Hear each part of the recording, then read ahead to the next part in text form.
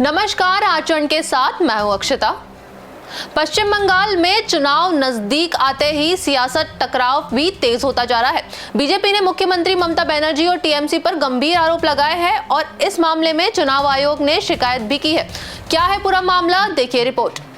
पश्चिम बंगाल में चुनाव के नजदीक आते आते सियासी माहौल भी गर्माता नजर आ रहा है। बीजेपी और टीएमसी अपनी अपनी सरकार बनाने के लिए चुनाव प्रचार में लगी हुई है। इसी दौरान बीजेपी के वरिष्ठ नेताओं ने सीएम ममता पर प्रचार न करने देने और प्रचार के दौरान बाधा डालने का आरोप लगाया है।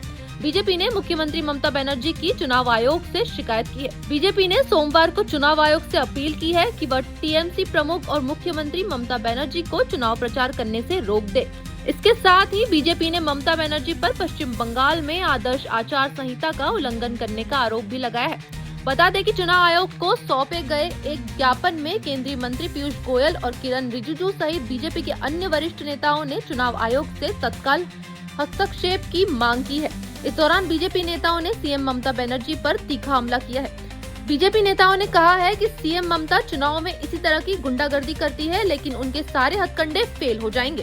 चिंता व्यक्त करते हुए हमने डिटेल में कब ममता बनर्जी ने लोगों को धमकी दिया और उनके अधिकारियों को किस तरीके से धमकी कराया गया और लोगों को कैसे करके घर में अंदर जा करके डराया गया है, धमकाया गया है, पूरा विवरण हम लोग ने पिटीशन में लिखा है।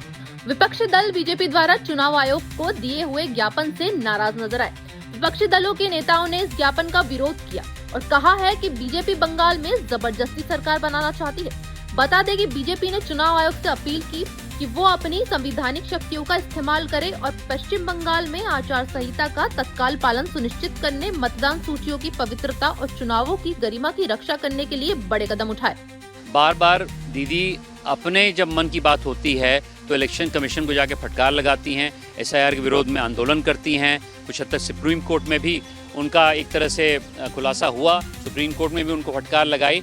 तो मैं समझता हूं कि अब दीदी का समय आ गया है कि अगर वो मॉडल कोड को कंडक्ट के अंदर नहीं इलेक्शन लड़ना चाहती हैं तो उनके ऊपर कार्रवाई होनी चाहिए। अगर हो न हो कुछ लोगों को निरस्त भी करना चाहिए। फिलहाल पश्चिम बंगाल में चुनावी सरगर्मी के बीच आरोप प्रत्यारोप का दौर लगातार तेज होता जा रहा है और अब सबकी नजर चुनाव आयोग की अगली कार्यवाही पर टिकी है। इस खबर में फिलहाल इतना ही। ऐसी अपडेट्स के लिए जुड़े रहिए आचरण न्यूज के साथ। नमस्कार। इस दुनिया की सभी खबरें देखने के लिए जुड़े रहिए आचरण न्यूज से। आचरण न्यूज, हर कदम आपके साथ।